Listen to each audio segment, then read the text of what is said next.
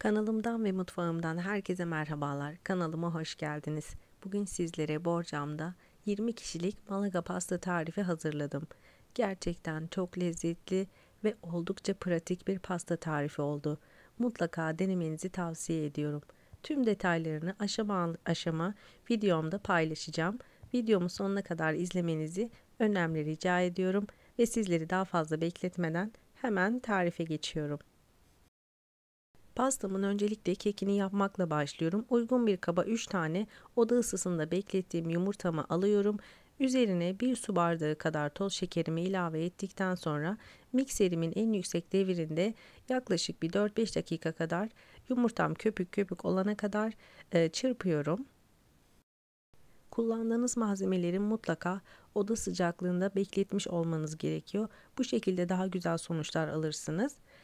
Yumurtalarım köpük köpük olduktan sonra üzerine 1 su bardağı sütümü ilave ediyorum ve ardından 1 çay bardağı sıvı yağını ilave ettikten sonra çırpıcımla şöyle bir 30 saniye kadar tüm malzemelerimi çırpıyorum.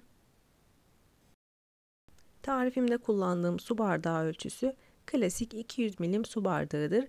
Çay bardağı ölçüsü ise 90 milim su bardağıdır. Şimdi unumu, kabartma tozumu ve kakaomu elekten geçireceğim. 3 yemek kaşığı kadar kakao kullandım ve unumu da ilave ediyorum.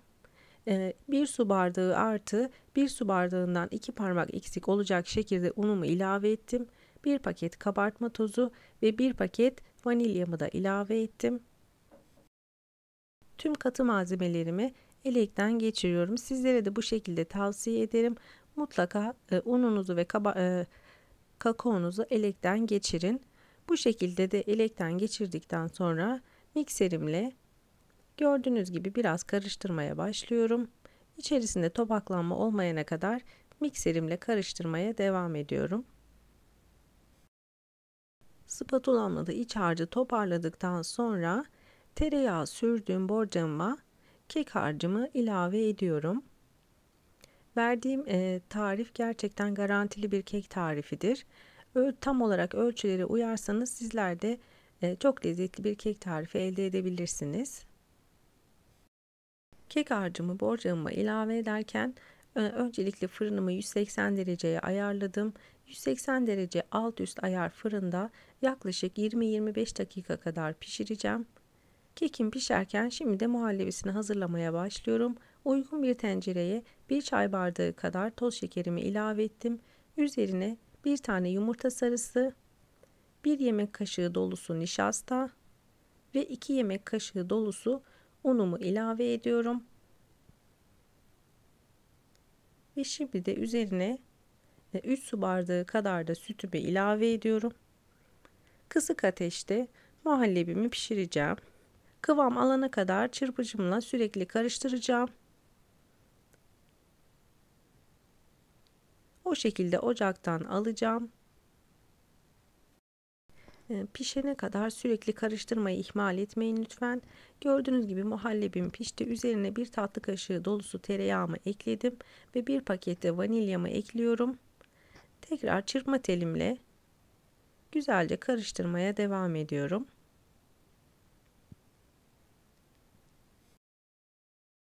Muhallebimi bu şekilde hazırladıktan sonra kenara alacağım. Ve kekim fırından çıktı. İlk sıcağı çıktıktan sonra üzerine 1 su bardağı kadar soğuk sütümü ilave ediyorum. Süt tamamen keki emdikten sonra üzerine sıcak bir şekilde muhallebimi ilave ediyorum. Bu noktada muhallebinizin kesinlikle sıcak bir şekilde olması gerekiyor.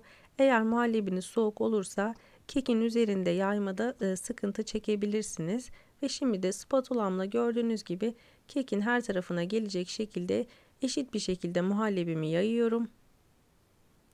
Beni buraya kadar izleyen siz değerli takipçilerimden her zaman olduğu gibi yoruma kalp olur, emoji olur veya tarifim hakkında herhangi bir fikriniz varsa bunu benimle paylaşabilirsiniz. Ayrıca videolarımı sosyal medya hesaplarınızdan paylaşarak da bana destek olabilir, kanalımın büyümesinde yardımcı olabilirsiniz. Kekimi bu şekilde hazırladıktan sonra kenara alıyorum ve pastamın sosuna geçiyorum. Bir paket çikolata sosumu uygun bir tencereye ilave ediyorum.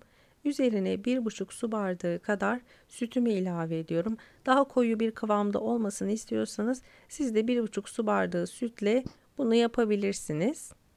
Dilerseniz bir paket krema ve artı 160 gram sütlü çikolata ve bitter çikolatayla da yapabilirsiniz. Bu şekilde karıştırdıktan sonra ocakta kaynayana kadar karıştıracağım.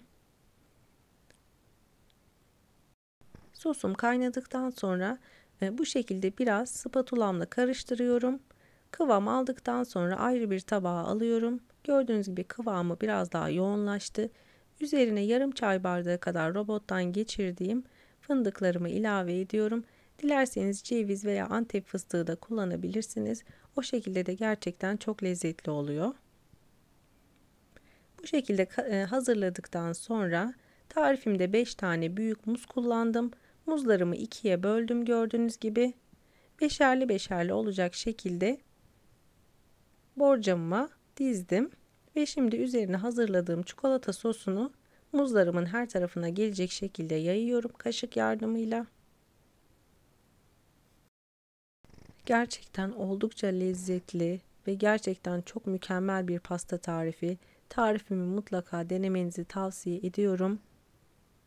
Videolarımda yapmış olduğum tüm tariflerde sizlere elimden geldiği kadar tüm püf noktalarını anlatmaya çalışıyorum. Ama yine de aklınıza herhangi bir şey takılırsa lütfen yorumlar kısmında yazın.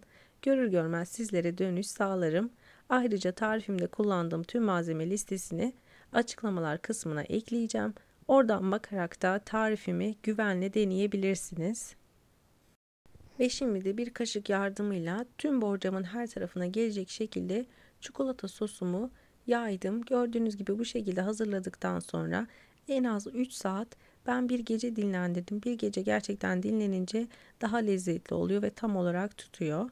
Şimdi görseli için robottan geçirdiğim fındıklarımı aralarına gördüğünüz gibi serpiştiriyorum. Siz dilediğiniz elinizde olan imkanlarla ceviz, fındık veya farklı şeyler de kullanabilirsiniz. Sade şekliyle de olur. Gerçekten o şekilde de çok lezzetli. Ve şimdi görsel açısından çikolata sosumu muzlarımın üzerinde şeritler halinde çizikler atıyorum. Çekimim biraz karanlık oldu, kusura bakmayın. Yani keşke size daha farklı şekilde gösterebilseydim ama gerçekten görüntüsü, lezzetiyle şahane bir pasta tarifi ve oldukça da pratik. Mutlaka denemenizi tavsiye ediyorum. Çayınızın, kahvenizin yanına oldukça pratik bir şekilde bu pastayı hazırlayabilirsiniz. Misafirlerinize sunabilirsiniz. İnanın çok beğenecekler. Çok lezzetli bir pasta tarifi. Ve şimdi bir bıçak yardımıyla pastamı dilimlere ayırıyorum. Dilimler çok büyük olduğu için 20 dilime ayarlayabilirsiniz.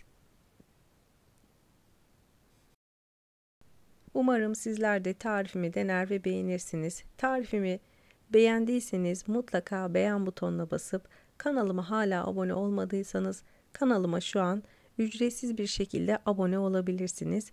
Yanındaki bildirim zilini açarsanız yeni ve yapmış olduğum tariflerden anında haberdar olursunuz. Videomu izlediğiniz için çok teşekkür ederim. Bir sonraki yeni ve farklı lezzetlerde görüşmek üzere. Hoşça kalın, sağlıkla kalın.